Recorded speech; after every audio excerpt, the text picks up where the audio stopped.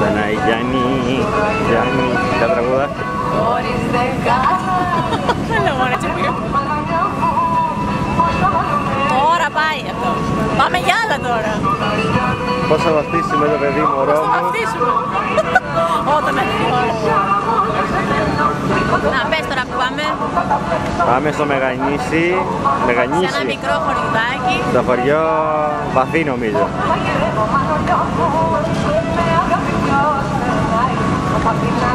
Εδώ που έχει τα πουλιά με τα τράβηξε. Θα πάω. Από κοντά μωρέ που θα πάμε. Άστο τώρα. Σε βοθούνε.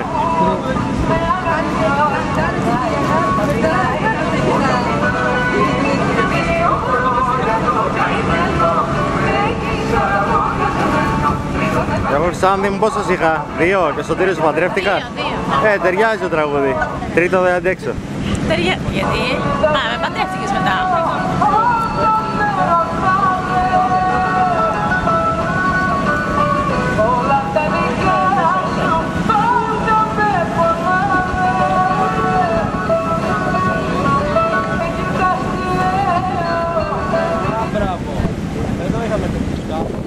Λοιπόν, το χωριουδάκι αυτό λέγεται Βαθύ.